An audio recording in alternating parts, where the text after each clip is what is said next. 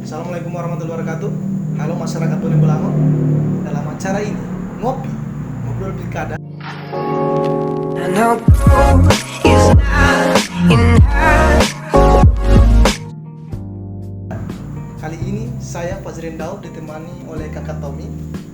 Kali ini kita akan membahas persoalan isu kemiskinan. Jadi sambil nyantai-nyantai kakak Tommy dalam COVID. Jujur kak,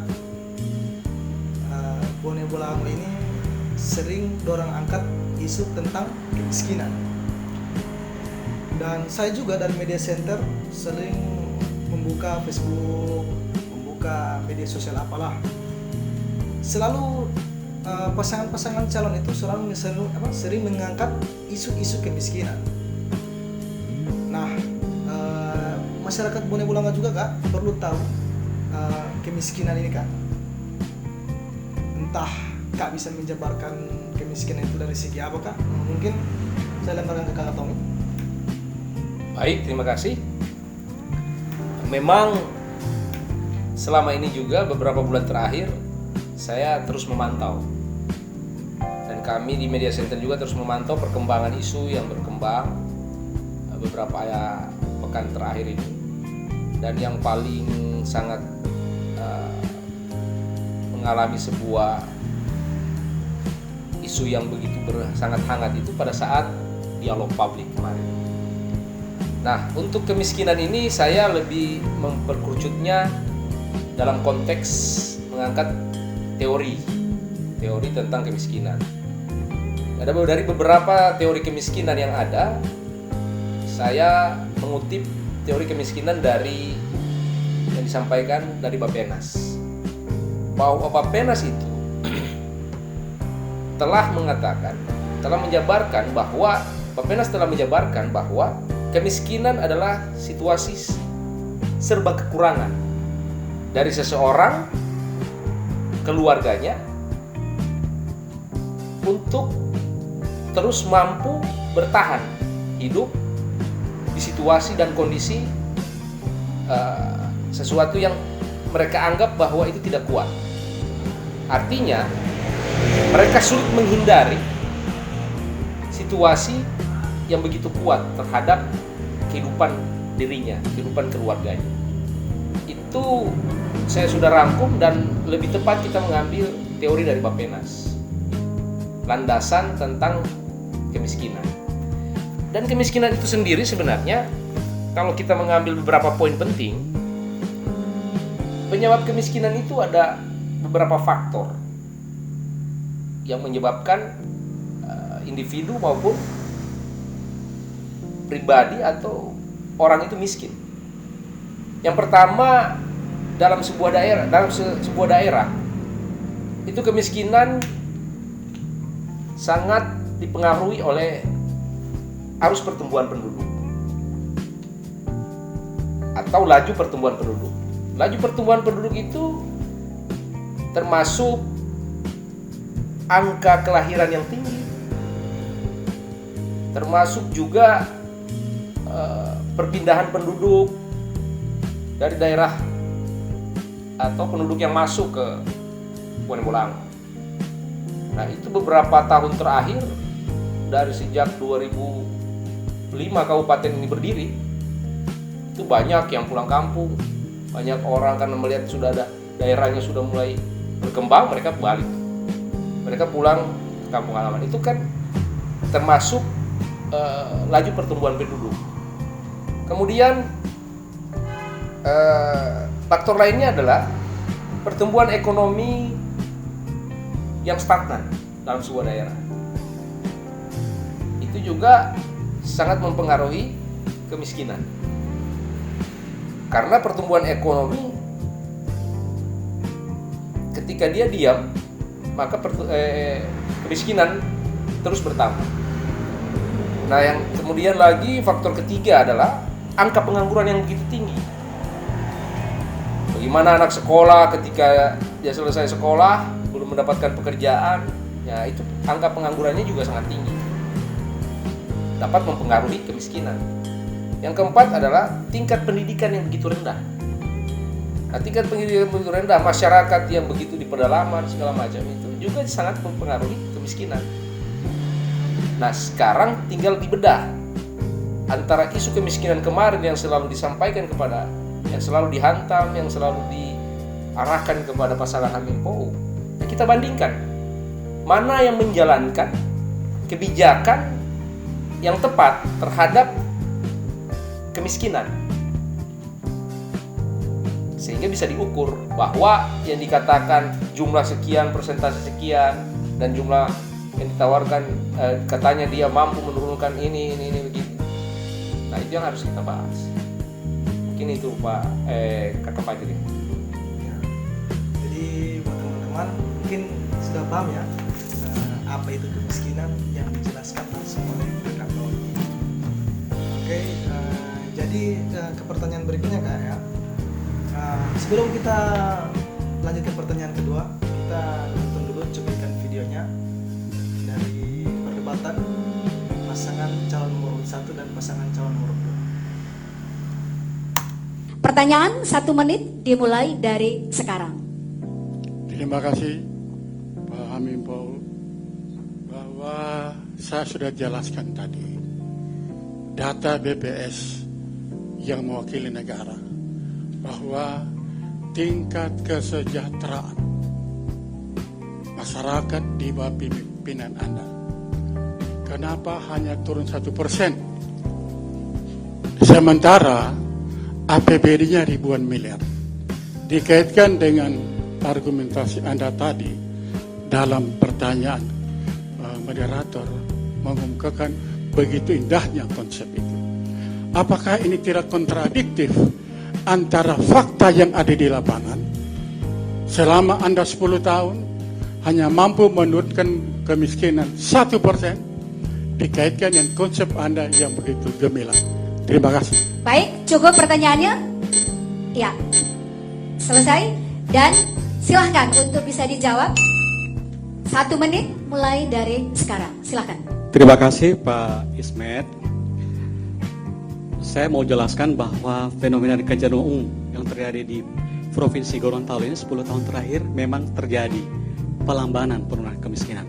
Kalau kemiskinan dulu turun drastis, itu karena fenomena kabupaten baru. Lahirnya kabupaten baru, anggaran masuk ratusan miliar, maka kemiskinan langsung turun. Sama dengan Kabupaten Bone Bolango, begitu juga Provinsi Gorontalo.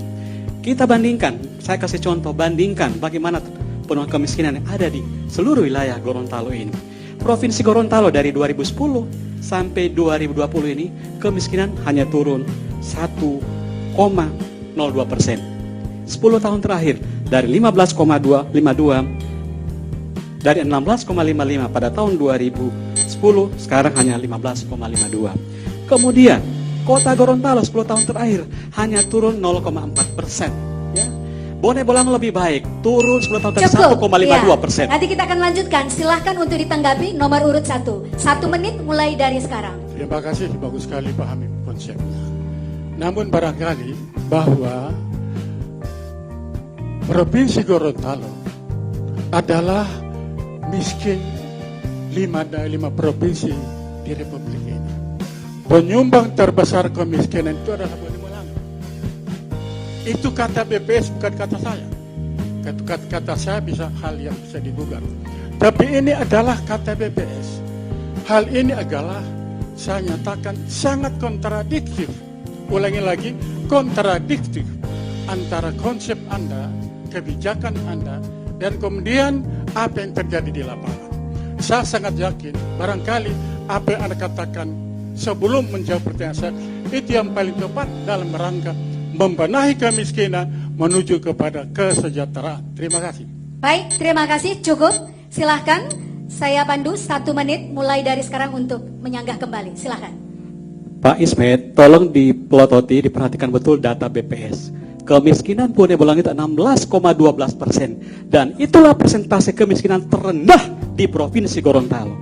Dari 5 kabupaten yang ada di Provinsi Gorontalo, Bone Bolango lah yang terendah kemiskinannya. Yang kedua, jangan pakai paradigma ukuran indeks ya, indeks kemiskinan pada tahun 2005 dengan hari ini. Waktu 10 tahun yang silam, indeks kemiskinan hanya Rp150.000 ya, hanya Rp150.000. Sekarang Rp398.000 ukurannya. Jadi beda cara kita mengukur. Nah, itu yang bisa saya sampaikan kepada Pak Ismet. Yang kedua, soal kesenjangan. Di Gorontalo ini, kabupaten yang paling rendah kesenjangannya adalah Bone Bolango, 0,327%. Dan kalau mengukur kemajuan daerah, dua hal, kemiskinan dan kesenjangan. Terima kasih. Jadi di situ Kak, saya bisa ambil dari cuplikan tersebut, video tersebut, saya bisa mengambil pertanyaan atau bukan pertanyaan juga sih, pemaparan tentang apa yang sudah dijabat oleh pasangan calon nomor 1 kemarin selama 5 tahun. Dia menyebutkan dengan anggaran 400 miliar dia mampu menurunkan angka kemiskinan sampai 13% atau setara dengan 11.000 jiwa. Nah, yang menjadi pertanyaan saya sekarang ini, dan menjadi mungkin bukan cuma saya Kak, mungkin juga ada teman-teman banyak. masyarakat Bone Bolango, anggaran dengan 1.000 miliar pada kepemimpinan Pak Hamimpo, dia hanya mampu menurunkan angka kemiskinan 1%. Kira-kira Kakak Tommy bisa menjelaskannya, dan penonton juga mungkin perlu penjabaran yang detail, karena isu-isu ini sering diangkat yang selalu diserang kepada kami Kak. Kira-kira menurut Kak gimana penjabaran secara detail? Ya, jadi memang terhadap konsep-konsep yang disampaikan, pemaparan disampaikan oleh Pak Ismet ini hanya berlandasan pada konsep strategi. Biasanya di dalam pilkada itu biasanya strategi isu yang harus disampaikan dan harus kepada masyarakat agar kredibilitas atau elektabilitas pasangan itu naik, dan itu biasa. Nah, yang luar biasa itu ya hari ini adanya kegiatan acara ini, Kakak Fajri menyampaikan, dan kita bisa kerucutkan ya, semoga juga penonton atau masyarakat Bone Bolango paling tidak dapat sedikit kepuasan yang dihasilkan oleh dalam acara apa tadi, ngobrol pilkada. Baik, saya akan utarakan begini cara ukurnya. Dari sisi analisa data itu tentu ada variabel. Variabel itu sangat dipengaruhi oleh beberapa indikator dan instrumen terhadap kemiskinan. Nah, saya tadi kan sampaikan bahwa keterpengaruhan kemiskinan itu kan tadi ada beberapa itu yang tadi saya sampaikan. Nah, untuk Bapak Ismet untuk dialog publik kemarin itu dia yang dipertanyakan, kenapa tadi kan Bapak Hamim POU dalam jangka waktu kurang lebih rentan 9-10 tahun itu hanya mampu menurunkan angka kemiskinan kurang lebih 1%, sekian lah. Sedangkan beliau yang memberikan pertanyaan ini ya menyampaikan dalam jangka waktu 5 tahun mampu menurunkan angka kemiskinan sebesar 13%. Beberapa instrumen itu harus kita tahu dari awal bahwa 2005 Kabupaten Bone Bolango saat itu menjadi daerah otonomi baru. Kabupaten baru itu sama dengan daerah otonomi baru. Ada dua variabel yang kenapa saat itu kemiskinan begitu turun secara drastis. Yang pertama, data BPS saat itu jawaban dari tahun sebelum dari sejak 2005, dan dijawablah pada saat dan turunlah data itu pada 2006 sebesar 30%. Kira-kira apa? 30% itu data dari hasil pembagian jumlah penduduk pada saat masih bergabung dengan kabupaten ini. Nah, setelah 2006 kan diterima 2004 ini kan data pembagiannya diterimanya di 2000 tahun. Jadi begini, BPS itu mengukur data yang 2005 itu adalah data yang proses atau data yang dihasilkan validasinya dari 2004, sehingga muncullah 30% di 2005. Seharusnya data yang 2004 itu begitu. Nah, jadi muncul di 2005, padahal 2005 itu data 2004 sebelum Kabupaten Baru ini maksudnya sejak masih sementara dalam berproses pemekaran, data sudah dipisahkan kependudukan. Tentunya ketika jumlah penduduk saat itu sebesar kurang lebih berkisar di 36.000 ya. 36.000, tentunya pada saat dipisahkan maka berkurang dengan sendirinya. Itu sebuah kewajaran, berkurang dengan sendirinya. Dengan sendirinya lah jumlah penduduk saat itu. Jumlah penduduk dan angka kemiskinan pasti turun karena sudah dipisahkan yang mana penduduk Kabupaten Baru, Bone Bolango, yang mana Kabupaten Induk. Sehingga yang 30% tadinya 36, kurang lebih 36 ribu itu turunlah. Berkisaran mungkin turun sekitar 2.000. Nah, 2.000. Maka pada saat Bapak Ismet Mile memimpin 2005 itu, kemiskinan sudah turun lebih dulu karena data yang dari tahun sebelumnya. Itu kira-kira. Mungkin saya kasih analogi sederhana. Ada 3 keluarga dalam satu rumah. Ada 3 keluarga dalam satu rumah. Nah, di satu rumah ini si A atau si Fulan ini sudah memiliki tempat tinggal yang baru. Karena mungkin dia sudah punya pekerjaan, apa segala macam, sudah bangun rumah, dia pisah lah dari orang tuanya. Karena sudah bisa berdiri sendiri. Maka seperti itu rumus kemiskinan. Ketika dia berkurang, maka yang dihitung di tempat baru itu ya 1, bukan 3. 3 yang tadinya di rumah itu, maka tinggal 1. Kurang dengan sendirilah jumlah kemiskinan. Nah, yang kedua, memang sebenarnya siapapun, kalau bagi saya, siapapun bupati saat itu, yang terpilih saat itu, menjabat saat itu kan Bapak Ismet Mile.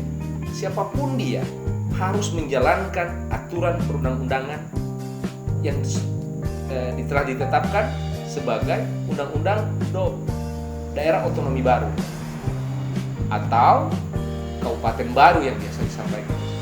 Nah, ada beberapa hal prinsip yang harus dijalankan dan itu memang harus, siapapun dia harus menjalankan itu. Contoh, kenapa dia berturun drastis lagi tentang kemiskinan ini? Bahwa saat itu siapapun bupati pasti menurunkan angka kemiskinan. Bahwa siapapun bupati saat itu dia pasti akan melakukan sebuah pemekaran sampai ke tingkat desa, di mana keterpengaruhan, di mana pengaruh terhadap menurunnya angka kemiskinan padahal bukan sebuah indikator. Pemekaran desa itu bukan sebuah indikator menurunnya angka kemiskinan, tetapi sangat berpengaruh. Jadi dia ada dampak terhadap turunnya angka kemiskinan. Cuman jangan kita sampaikan, ini jangan dipolitisir lagi bahwa Pak Ismet telah menurunkan angka kemiskinan karena pemekaran desa. Oh tidak, siapapun bupati saat itu memang kemiskinan harus turun karena desa harus dimekarkan, daerah harus dimekarkan sampai ke tingkat desa. Di mana variabel itu turunnya angka? Ya aparat desa. Dulunya hanya sekian desa, ketika dimekarkan menjadi 150-an sekian desa, maka kita hitung saja. Kita bisa berhitung. Aparat bisa sampai 45 satu desa. Aparat desa, kan ada ketambahan aparat desa. Nah, kalau dia ada 150, desa kurang lebih sekitar 600-700 jiwa orang yang berhasil keluar dari kemiskinan. Kurang lebih segitu. Belum dia kalau tambah istrinya, kita kali dengan anaknya. Jadi sudah ada 1.000 lebih lagi. Yang katanya 11.000, sudah ada 1.000 lebih lagi memang yang tidak diturunkan oleh Pak Ismet Mile. Bukan karena kebijakan pemimpin saat itu. Karena memang turun sebuah keharusan pemekaran Kabupaten Baru. Itu sebenarnya yang harus kita hitung. Belum lagi ya yang seperti yang saya juga melihat saat itu Pak Bupati Pak Amin Pou menyampaikan, jangan dilihat kemiskinannya, harus dilihat juga dari indeks kemiskinannya. Saat itu kan cuma 150, ya sekarang sudah 350.000 indeks kemiskinannya. Nah itu yang bisa kita ukur. Belum lagi yang tadi disampaikan bahwa 400 miliar. Nah, 400 miliar hanya dengan 400 miliar. Saat itu selama 1-2 tahun Kabupaten Baru itu memang harus lebih mengedepankan bagaimana menyusun tata kelola pemerintahannya sampai ke tingkat bawah. Dan itu sebuah keharusan. Nah mungkin tahun kedua, tahun ketiga baru meletakkan dasar-dasar infrastruktur terhadap pembangunan daerah. Sehingganya memang beberapa hal yang termasuk yang menjadi kebijakan saat itu hanya mengurus 400 miliar itu hanya mengurus tentang belanja publik dan belanja langsung yang begitu kecil, tetapi justru lebih memang cuma habis di situ. Kebijakan yang lainnya ya, paling tidak seperti katakan tadi sapi, bantu sapi jadi gembala sapi tidak signifikan dalam. Kalau itu kan Pak Bupati juga cuma sekitar 3.000 lebih. Saat itu pemimpinan Pak Ismet dikatakan mampu menurunkan 11.000, itu indikator yang salah. Gitu Kakak Panji. Berarti saya dapat titik temunya berarti pro rakyatnya hanya sebatas slogannya saya. Ya bisa dikatakan begitu. Karena kan pemerintah itu kan cuma hanya menjalani, Ya. bukan dia yang bikin sendiri kan? Ya beda ketika satu lagi yang saya lupa, beda dengan disampaikan kok sekitar 1 triliun lebih hanya mampu menjalankan 1%, hanya mampu menurunkan 1%.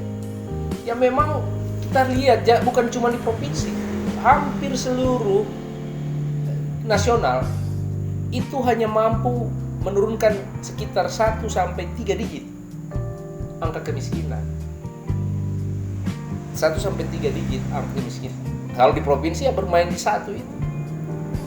Ya data kan kita sudah bisa lihat jelas bahwa kita lihat data di sini bahwa Kabupaten Gorontalo, Kabupaten Bone Bolango mampu menurunkan lebih dibandingkan kabupaten lainnya angka kemiskinannya. Dan dia berbanding lurus juga dengan IPM. Belum kesenjangan, data kesenjangan. Maka sebenarnya yang berhasil itu Bapak Amin Pou berhasil. Provinsi saja sulit dia menurunkan angka kemiskinan. Dan hanya semua berkisaran di antara 1%. Bapak hanya bisa mengungkapkan angka kemiskinan yang paling kecil itu hanya di Bone Bolango ya. Iya, Bone Bolango. Kota Gorontalo saja hanya sekitar 0,5%. Nah itu anggaran 1 triliun, justru kita harus berbangga hati. Ke depan nanti kebijakan tahun ini terhadap infrastruktur, apalagi Pak Bupati itu kan seorang visionary leader. Visionary leader itu dia berpikir melampaui, seorang pemimpin yang mampu melampaui zamannya. Artinya inovasi yang meloncat begitu cepat. Contoh center point. Nah center point itu dampaknya belum bisa dirasakan saat pembangunan itu. Maka kemiskinan belum harus langsung turun saat itu. Dampak itu 1-2 tahun. Nah kita lihat sekarang sudah banyak lapak-lapak Nah itu akan dihitung tahun berikut, akan muncul data itu. Terdampaklah perubahan dibangunnya center point, berdampaklah terhadap penurunan kemiskinan. Ya tadi itu kan angka pengangguran berkurang yang saya sampaikan tadi, angka pengangguran berkurang, kemudian indikator terhadap salah satu mengukur kemiskinan berdampak pada kemiskinan, yaitu rendahnya pendidikan yang rendah. Nah, Pak Hamim Pou dia mampu menjabarkan itu sehingga dia mampu pindahkan UNG ke Bode Bolango. Nah, itu menjawab tentang tadi indikator bahwa untuk mencerdaskan, untuk menaikkan indeks pembangunan manusia, Universitas Gorontalo harus ada di sini. Dampak-dampak lainnya ya itu tadi, ada kos-kosan apa segala, nanti kita bicarakan di lain waktu soal penciptaan lapangan kerja. Kayaknya Kakak Tommy sudah terlalu asik ya. Entah sudah bawa emosi atau bagaimana ini Kak. Oke, jadi terakhir ya, saya mau tanya kesimpulannya Kak.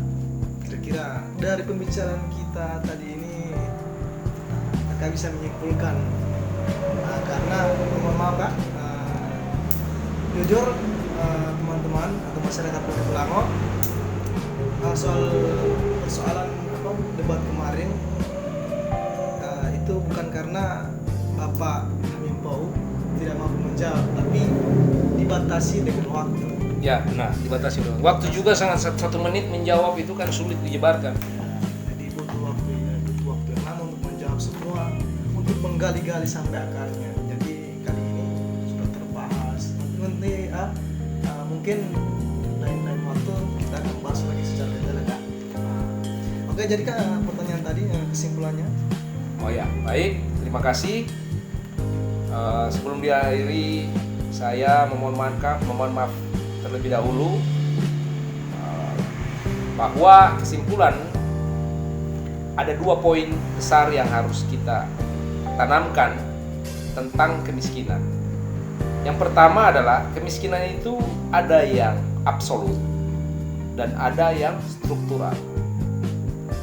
Yang absolut itu adalah kemiskinan yang memang lahir dari pribadi orang itu, pribadi masyarakat itu, yang memang tidak ada keinginan untuk berubah, hanya ingin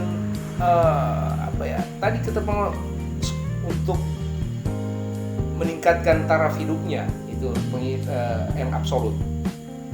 Nah, kalau kemiskinan yang struktural itu kemiskinan yang kemudian berdampak langsung dari kebijakan pemerintah daerah. Ketika diberikan kebijakan, orang itu mampu untuk merubah dirinya. Keluarga itu mampu berkeinginan untuk keluar dari kemiskinan itu. Nah, ini ada 2 konsep besar itu. Nah, pada kesimpulan akhirnya bahwa yang disampaikan kemarin di debat akan bisa 0% kemiskinan, berkurang sampai 0, itu sulit untuk kita percaya. Kemiskinan akan tetap ada, bahkan dari zaman dulu sampai hari ini kemiskinan tetap akan ada, di mana jumlah pengangguran pasti akan ada, dan kebijakan pemerintah selalu tetap menjadi tolak ukur untuk menentukan strategi mengurangi angka kemiskinan setiap tahun. Terima kasih, Pak Fadil. Ya, baik sekali ya. Memang Kakak Tom ini hebat dalam penjabaran. Dan Kakak Tom juga kan sudah berjuang dari Bapak Hamim menjabat dari 2000 berapa ya Kak? Dari 2015. Ini menjadi tim yang mengetahui seluk-beluk dari penjabat selama jabatannya Bapak Hamim. Oke, jadi teman-teman, itulah acara ngobrol pilkada pada hari ini. Dan terima kasih buat Kakak Tommy yang telah bersedia menjadi narasumber ya. Jadi narasumber. Oke, akhir kata dari saya, HP-mu 2 kali lebih baik. know